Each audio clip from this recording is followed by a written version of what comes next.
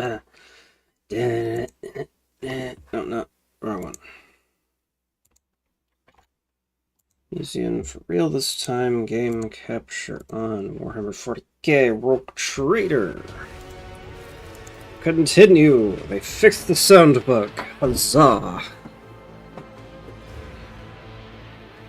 And now I'm gonna tear my throat to pieces because I'm underhydrated.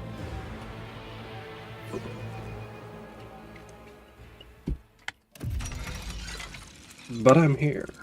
And we're finally making progress. Hello. Hello. How do?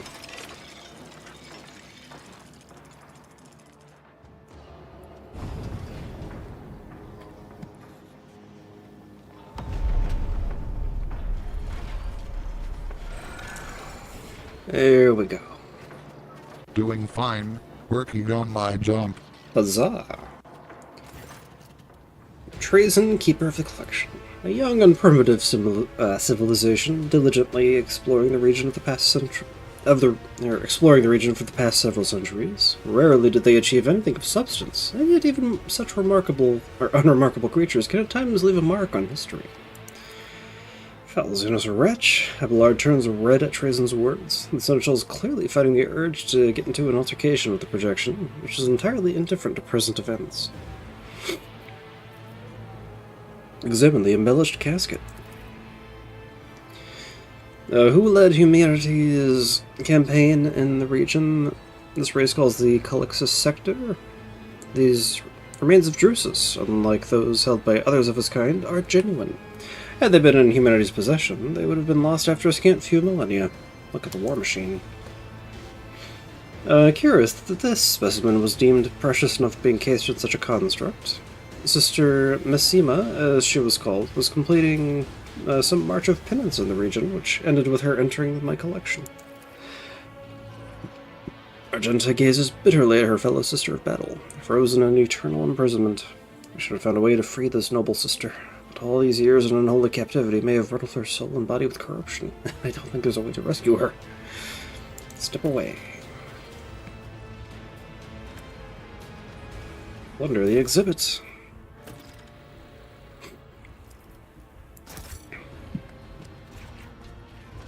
We now have true remains of... Death walks with me. Activate that platform.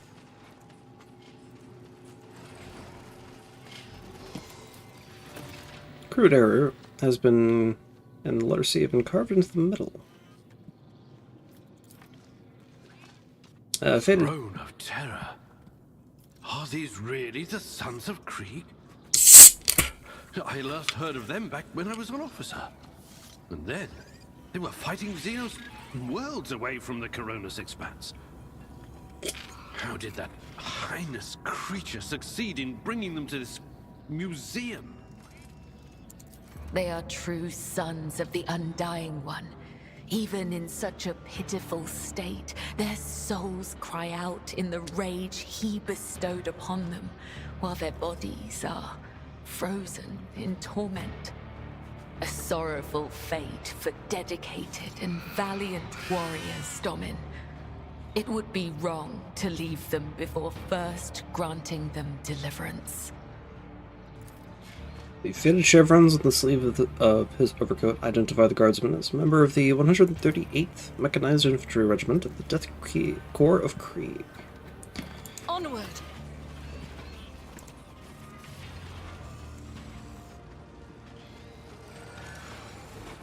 Now, this probably...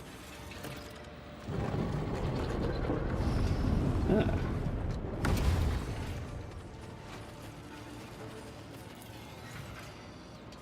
C. Once again pointing us in a direction, but we cannot travel through there.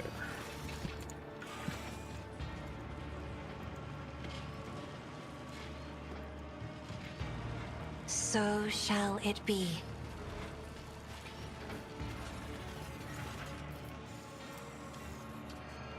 So, when a creature takes cover in a trench, all ranged attacks from weapons and turrets fired outside the trench the creature are made with an extra penalty to hit and damage. Algorithms evaluated. The tech assistant comprehends my commands.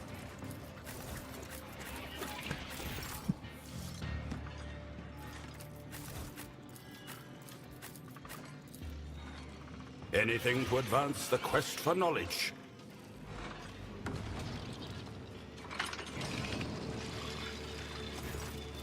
Chronomancer. The tall creature resembles a human only remotely. Held upright on the metal tentacles that serve as its legs, it stares at you with a single eye that glows dimly in the gloom. Finally, one of the creature's limbs extends in a lofty gesture, after which intelligible words in low Gothic pour forth from the narrow slit that crosses its face where its mouth is.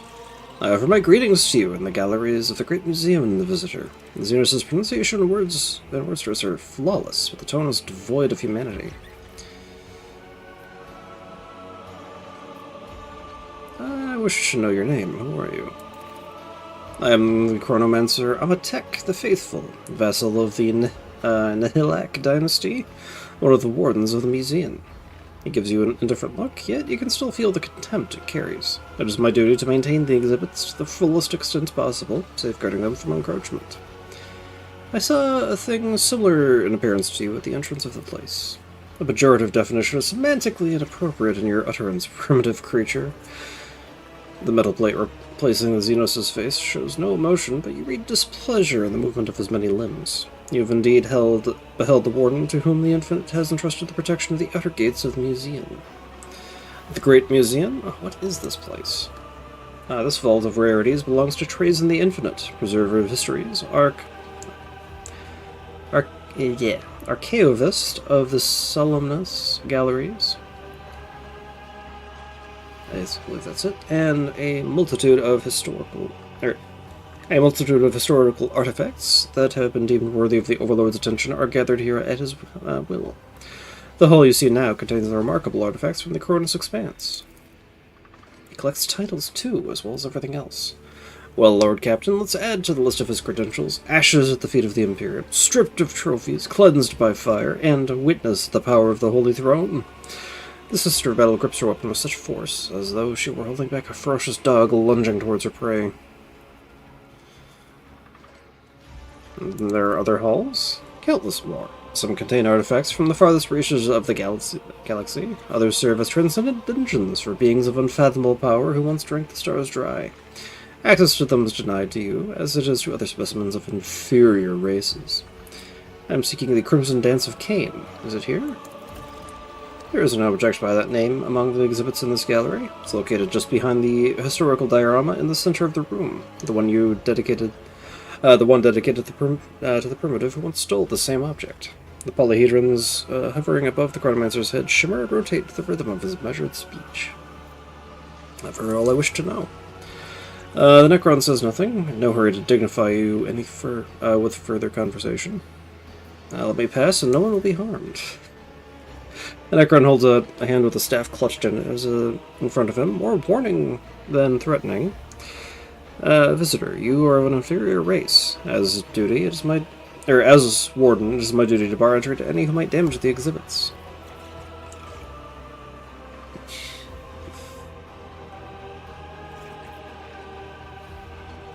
I have no intention of damaging anything. I give you my word. You will go no further, primitive creature. Necron's weapon swings sharply, but not in your direction. It's aimed at the guardsman. Your existence ends here. The tip of the staff flashes, and a cascade of green sparks passes over the bodies of the captive fighters, bending them to the Xenos' malevolent will.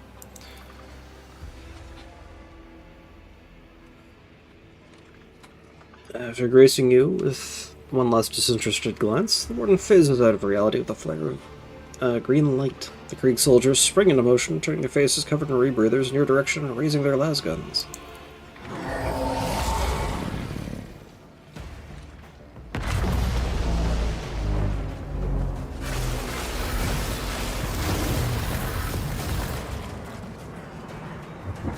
And he goes poof. Stand your ground!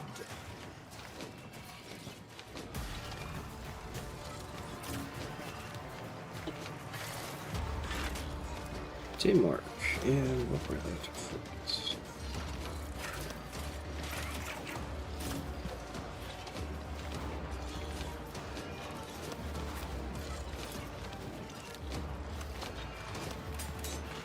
I will want to equip gas masks, won't I? Anyway, you get over there.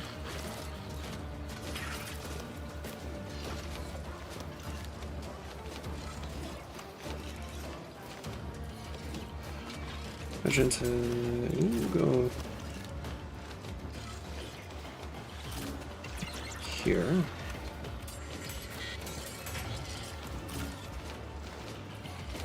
Cassie should be over there, so she can see Abelard and get him moving.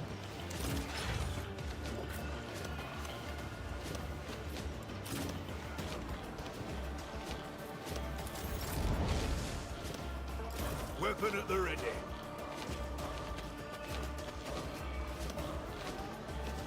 Yeah.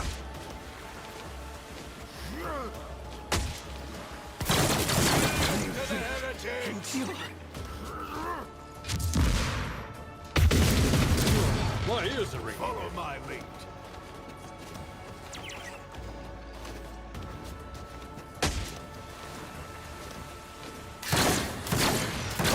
Die! Break them around. I've suffered worse. Magenta turn. What are we dealing with? Krieg gas. When a gas mask suffers 20 toxic damage.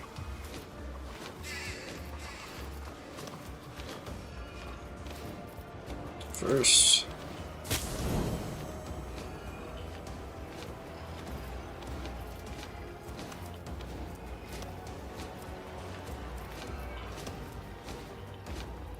Uses an ability or ends their turn. So equip a gas mask.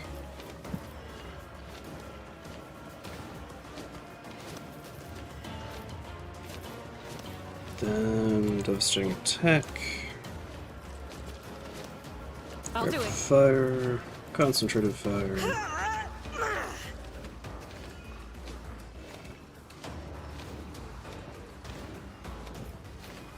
Reckless Faith rush. without deeds is worthless.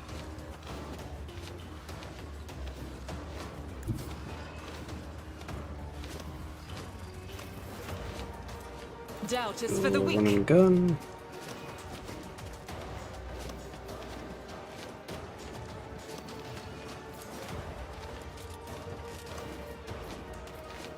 Oh sure, and where I have you.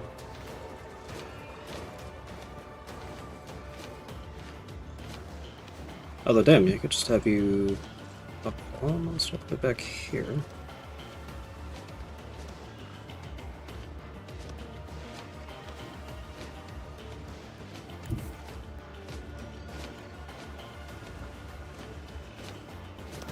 Problem is you just don't have that much health.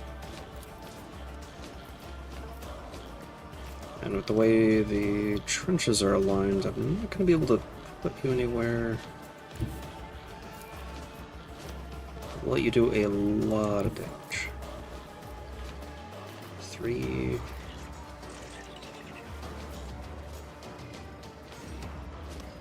That'll do. Guided by faith.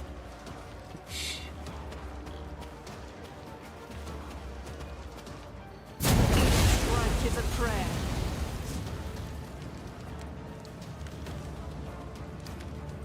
Like you're in really overextended position, but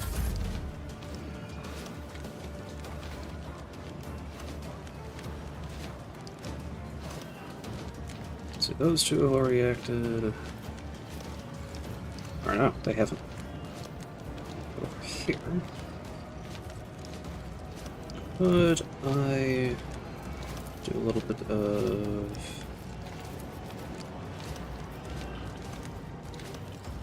yes, I could. Emperor, give me strength.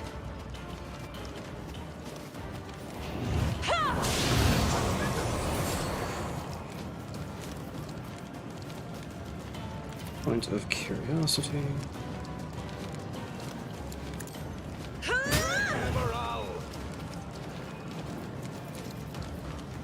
Isn't this a job for the faith? The navigator's might.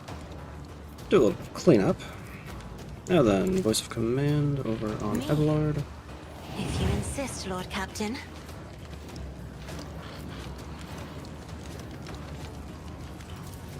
Obstruct vision.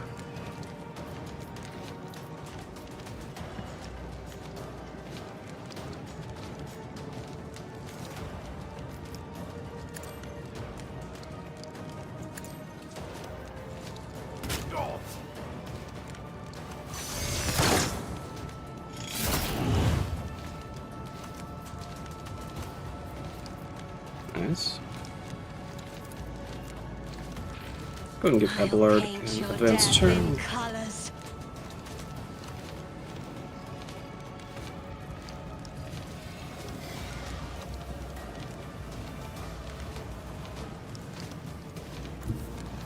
Get at that commissar.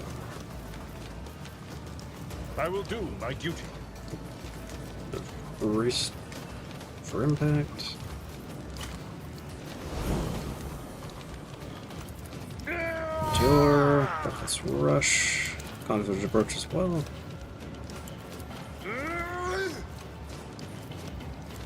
Reckless strike. Sworn enemy because that guy's a lot of health. Victory is imminent. Gray hair, sure hair. An exemplary strike. Should be able to finish him off with a At your kick. beck and call. Gray hair, sure hand. Oh no, that guy has some ability for being... Okay. Can't get down there. With a charge, but...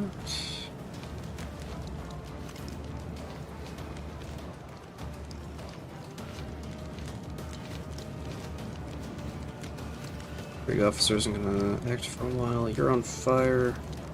Let's go for that sniper. Do a little hello. A tactically sound approach. An exemplary strike. Target well struck. Reduced to dust.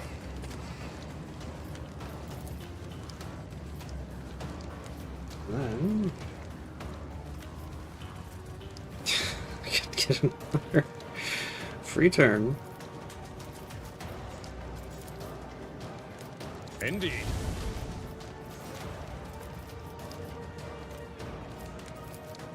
It will be done. An exemplary strike. We'll rule the stars themselves. Up steady superiority. At your beck and target well struck. It will be done. Gray hair, sure hair. Indeed. Target well struck. It will be done. And then... Oh, there. Damn. You make sure to come over here. I come to bits with my taunting scream. Okay. Oh, right. I have, stims.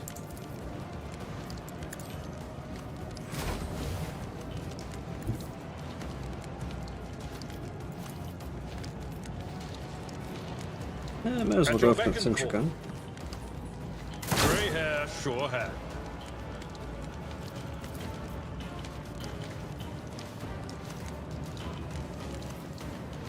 There's also that guy. Indeed.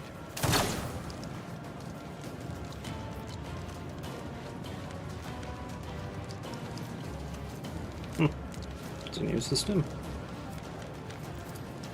I will do my duty. Victory is imminent. There that goes.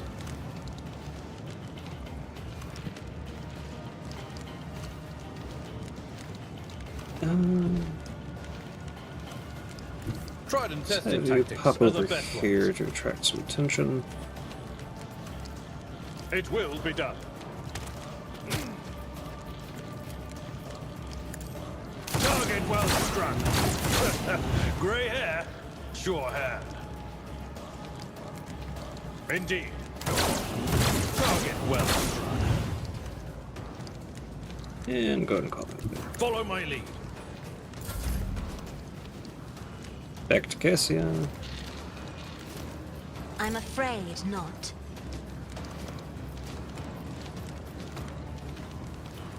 Okay. So, not your purpose. Isn't this a job for the serfs? Strengthens me. There we go. Stay vigilant. Grey hair, sure hand. Follow my lead. Weapon at the ready.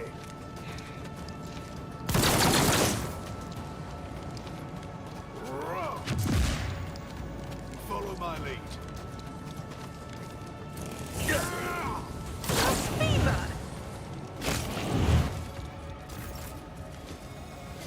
My turn.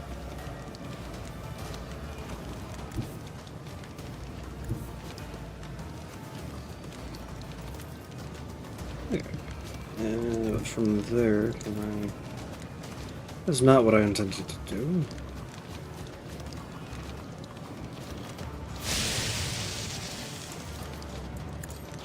Just knock that officer out.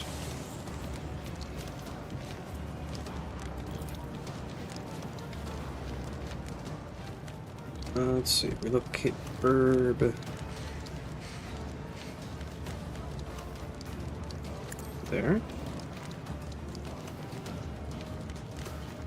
Swoop.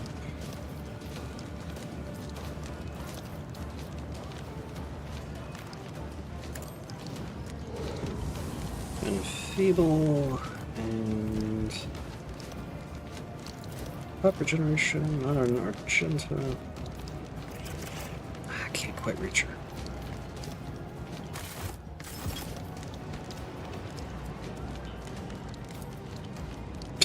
I would kill myself with that.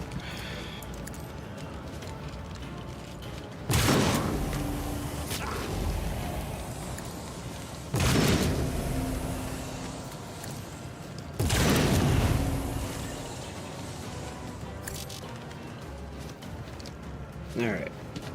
Then let's go and armor myself up.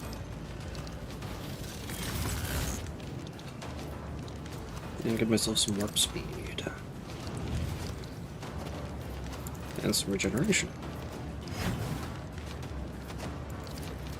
And some extra temp HP. Build, I can hit my guy to hit that guy. I can hit the quartermaster.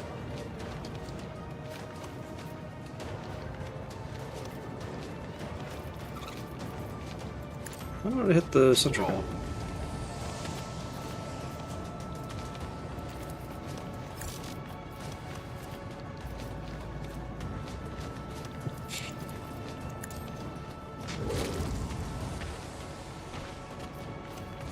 Strike flames on it yet? No.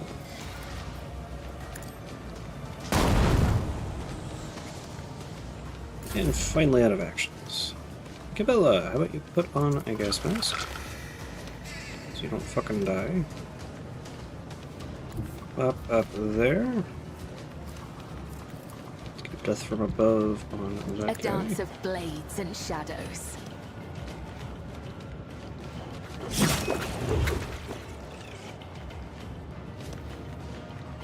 You can pop over there. And that's gonna block movement. Put you there. Dance Macabre.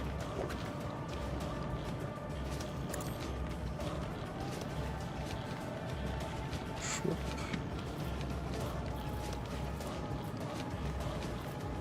Trust Wisp me. of Shadow.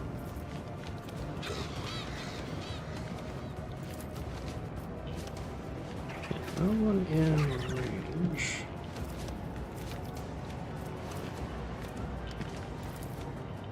You're not going to be able to get too far with another Dance Macabre. The shadows will see it done. As honor or die, blade Nope, I whisper. can't reach that guy.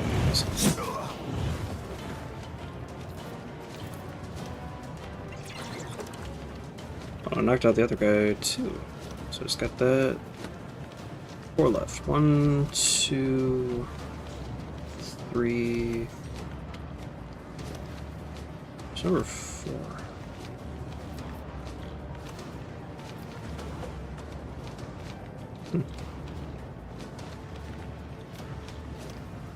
Trust me. Caught by the web. And then go ahead My and blade whispers your name. As honor is a blessing. now you have all the movement. We'll finish off that guy. Are there 2 there? Huh.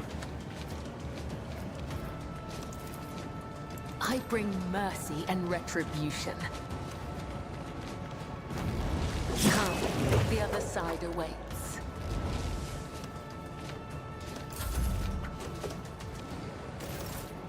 I took care of this one. We are the spearhead of the Imperium. Don't know why it said there were more.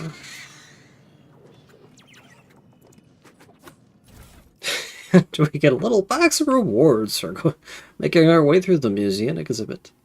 Hotshot lasgun, great coke. Yes, great coke of Krieg. We got the best coke.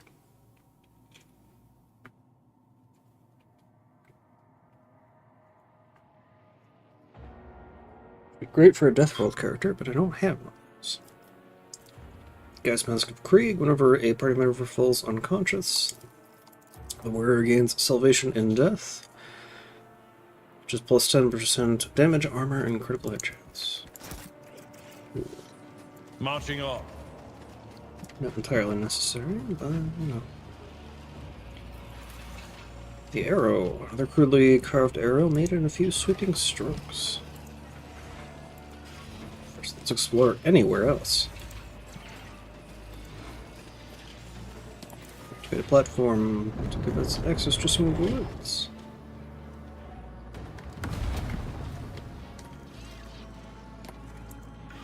Ah, but we're gonna have to split the party for this.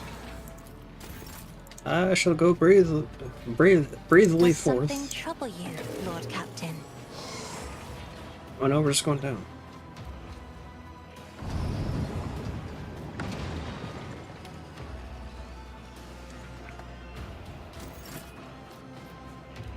Up.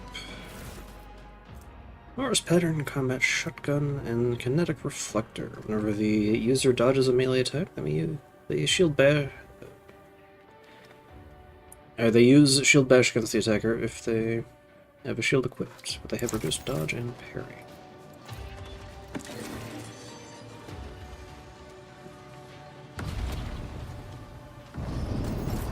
I'll guide your vessel and lead you on your way. So I should really make sure that everyone is selected, so I don't accidentally wander into a combat encounter. Okay, this is the end here. With just one person.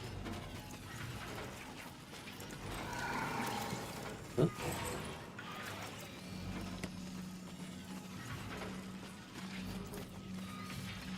Another platform with frozen silhouettes is visible on the other side of the chasm, but it's impossible to reach it. I'm gonna be going down as well.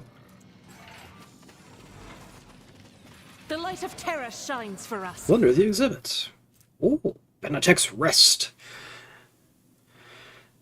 Enemies that suffer damage from the Navigator also gain damage over time effect that deals damage to them at the end of the turn until the end of combat.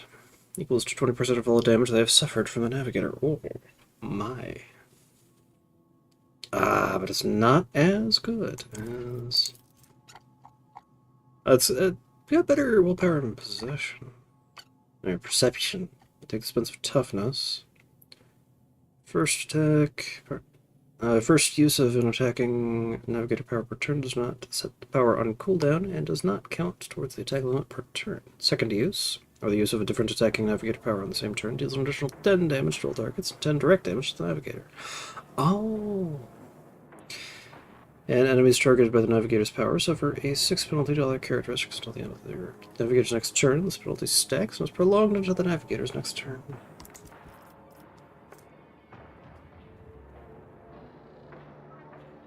Ooh.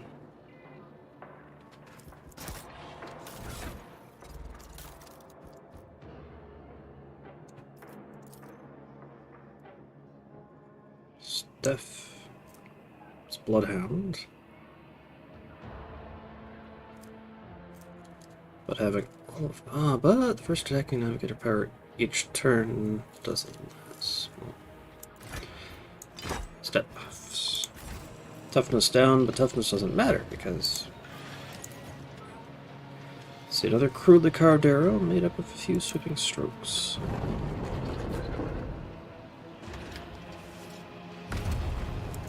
The lower level.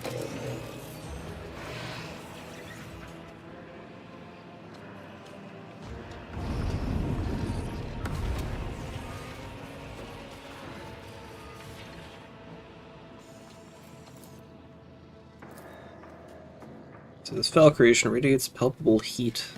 The air near the leering mouth is searingly hot.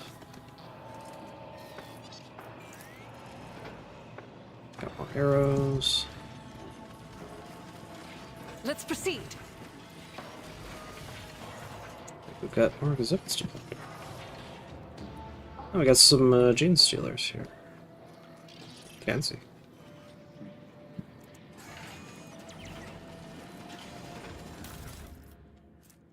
Song of Lunasad. Ancient Xenos weapon crafted with breathtaking skill. Deep longing and uncontrollable hatred seem to emanate from the mysterious milky white shard. Blade shard. A mysterious fragment made from a strange material that looks unusually like strong bone. I've never wondered so much before.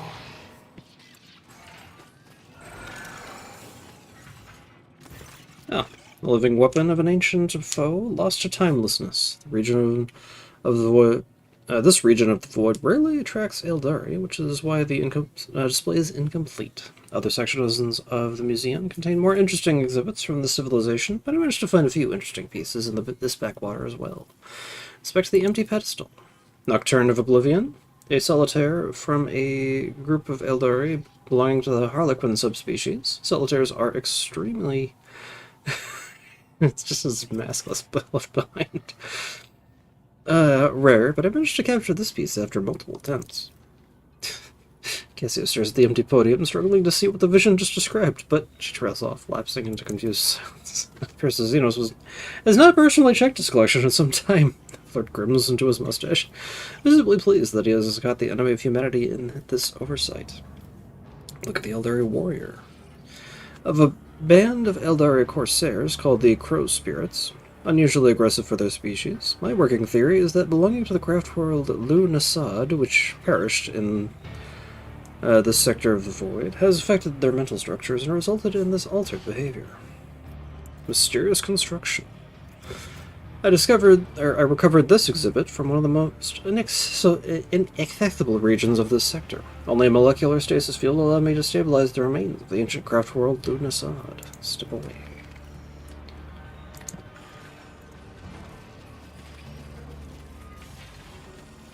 Activate the platform. Get us access to some more boots. No sleep, no rest. Only duty, only death. Melta weapon, triply pattern, multi-melta, and a long-range combat sensors for Manipulus. Weapons maximum range increased by +1. Scaling with intelligence bonus over 2.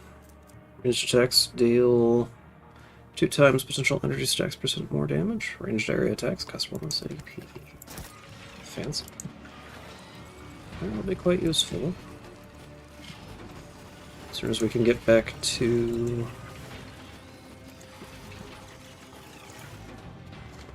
See, as soon as this abomination falls upon... Or as soon as your eyes fall upon this abomination, barely audible frantic murmurs come from deep within it.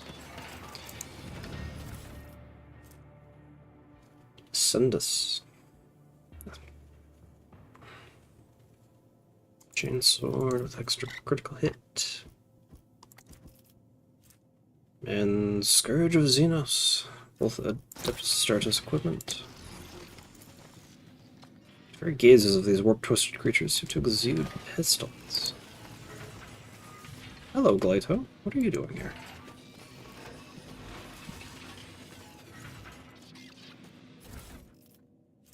Cursed Apocrypha, a thick volume bound in time-darkened human skin, covered in a unholy rune. Carry the Emperor's will as your torch. Well, Goito, what the hell are you doing here?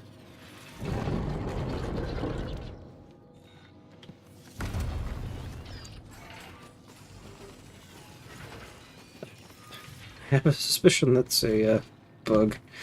The demonic machine is motionless, surrounded by worshipping heretics. It is silent, but it reeks of hatred. So, arrow heading off that way, so we head off this way first.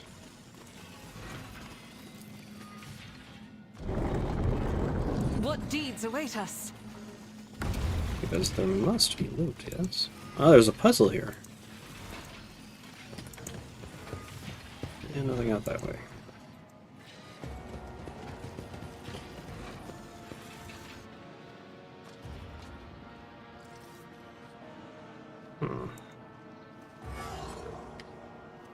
Ah. Okay.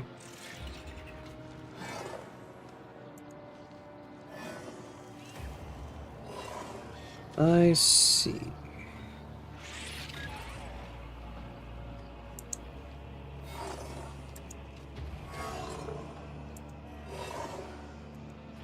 Boom.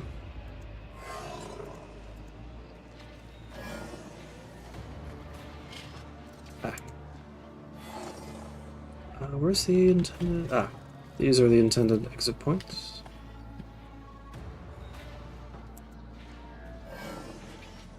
So...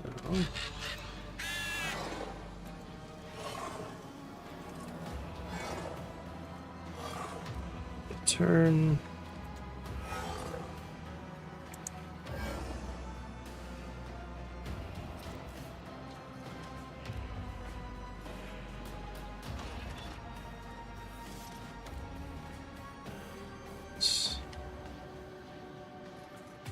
No, because that's straight.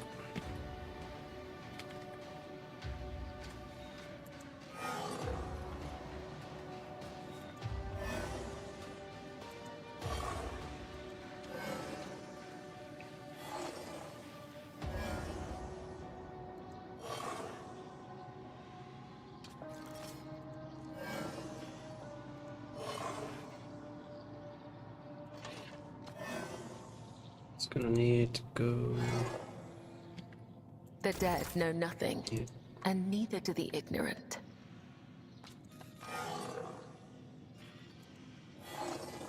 I am your shadow. Oh, get out of the way.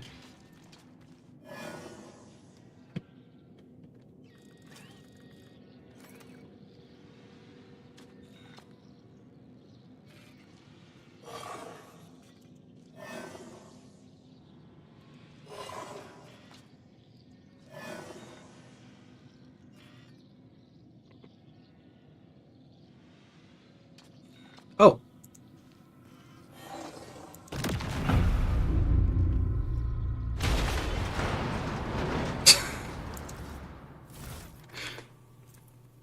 Cerebral Inverter. Weapon damage is calculated using intelligence instead of strength, and ballistic skill instead of weapon skill.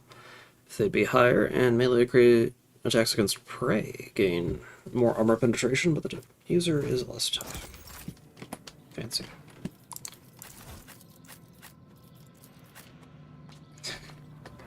I didn't realize there was another power source there. Follow the threads.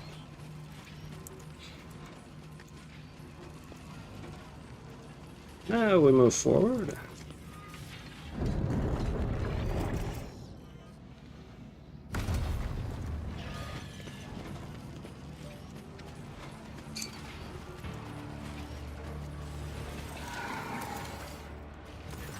Let's see, degraded members of an ancient race that managed to outlive its creators, collected for local display individuals from the unique Drakari community that frequents this region, the Nexus of Shadows, which itself is a historical example of the surviving community of this race beyond the borders of Komora. Take a look at the Archon. The Archon of the Children of Thorns, one of the leading cabals of the Nexus, a prominent member of her kind. The Mother of Shadows was behind the complete annihilation of 24 rival cabals. View the Chimera. A Chimera with implanted consciousness, or with the implanted consciousness of the Archon of the Cabal of the Deathblades, who made enemies among the homunculus caste. Despite its condition, the Void Fury has retained its twisted and vengeful mind. The existence of such a creature is in itself worthy of my collection. I spent a great deal of effort seeking out this piece. Survey the armed Eldari. Just as I was preparing the Mother of Shadows, Shadows' extraction, I must admit, I was amused by the audacity of the simple creatures who attempted to kill my future exhibit in the middle of her acquisition, and so I found it acceptable to complement the display with these Eldari. Step away. So what's this? Mercy Lost. Predatory silhouette of this blade reveals its creators to be connoisseurs of first-class weapons and the exquisite suffering they can inflict. Most warriors prefer swords for their And Rancor. This strangely shaped weapon, decorated with exquisite carvings, is clearly the work of Xeno's hands. Let's compare and contrast with... Let's see. Sword, Xeno sword. Where are you?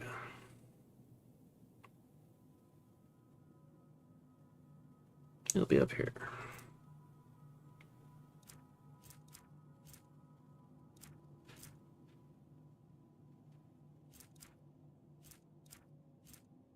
Symphony of Pain.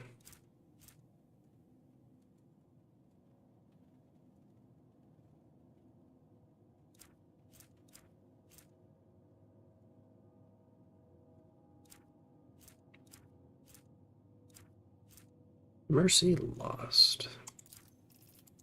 It's really, it doesn't really do anything. It's just a venom blade. It does a lot of damage.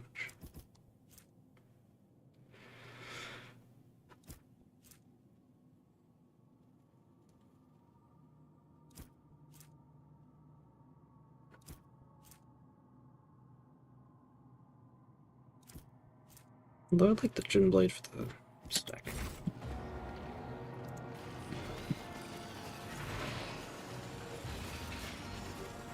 Spear. Grisly-looking implants gleam coldly in the homunculus's chest. I'll chart a course for you. And now we're getting into here. And the Von Valencia's palace, huh? Oh, Carrigan's manual? Oh no, excerpts from the Journal of Sebastian. The wearer automatically passes any coercion tests. Do I already have something for that? Bead of Might.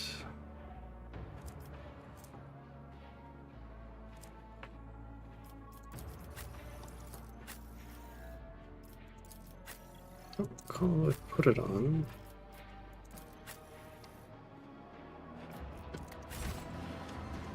Anyway.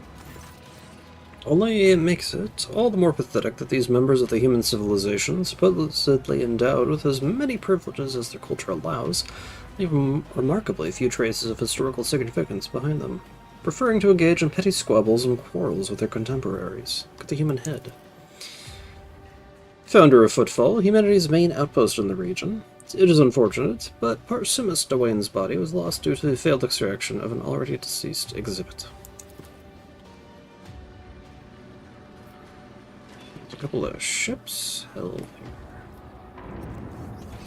I think that's everything. So onwards to Von Valencia's palace.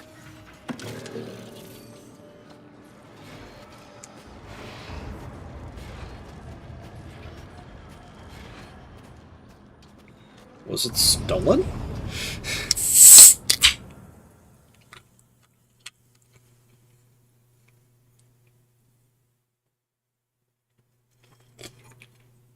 So how long ago and when was it rebuilt?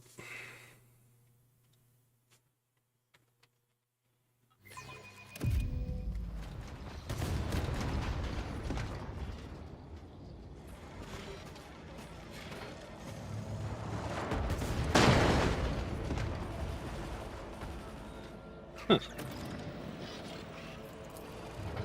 The backpack power unit emblazoned with the fleur de lis, the symbol of the Adeptus Sororitas. A certificate bestowing a noble title on Isamon Sauerbach, authenticated by 2 seals.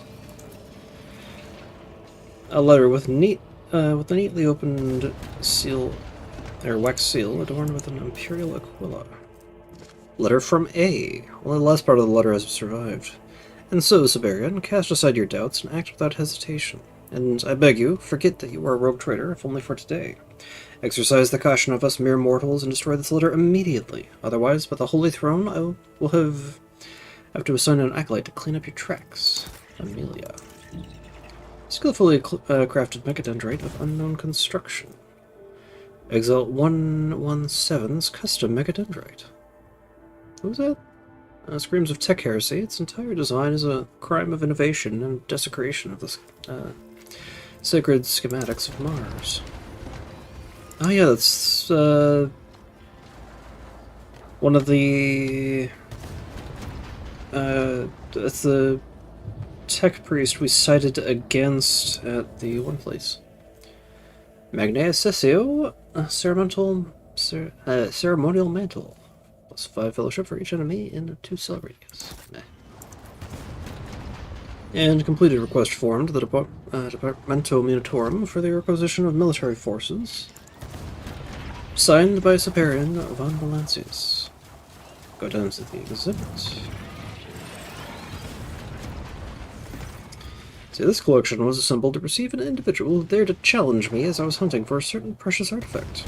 Rogue trader Siberian von Valancius. It was his unusual conceit that earned him the chance to be forever preserved in history. After brief consideration, I made him the centerpiece of a dedicated exhibit capturing the siege of a planet over which he once ruled. The human name for this planet is Dargonus. Reflect on the historical significance of the depicted event. Infinitesimal on the scale of the galaxy, it's substantial for the star cluster. The chronostructure of humanity in this region was, to a great extent, determined by the specific historical episode. Think about the artifact. A blade of Eldari creation, dubbed the Crimson Dance of Cain, a relic from an epoch before the fall of that flawed species. It has historical value, not that a primitive human could perceive it. No, Siberian was driven more by his vanity and desire to oppose his masters. Look around for any signs of Siberian himself. Siberian von Valancius has taken his proper place in the exhibit, showing the events of Dargonus. Displayed here is a collection of items bearing some connection to the individual.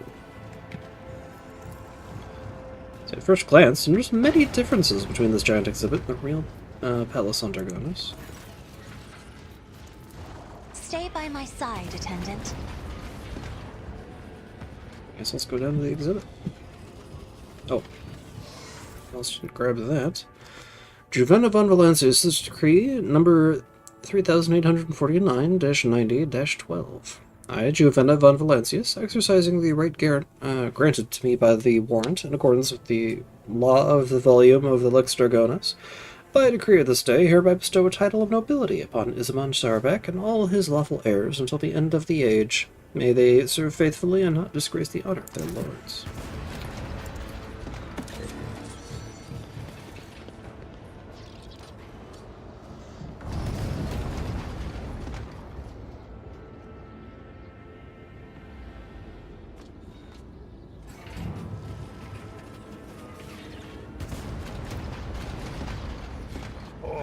This master-crafted patellar augment is not fit for a servitor. Position, Sister of Battle.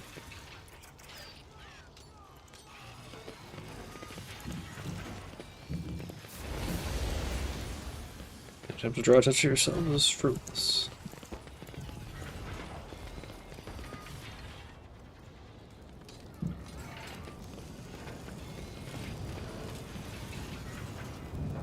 Getting some wardens.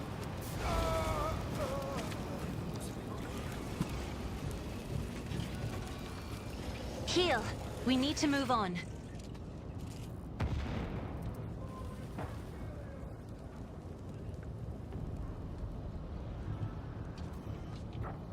Siberian von Valancius, I, Inquisitor Diodas F.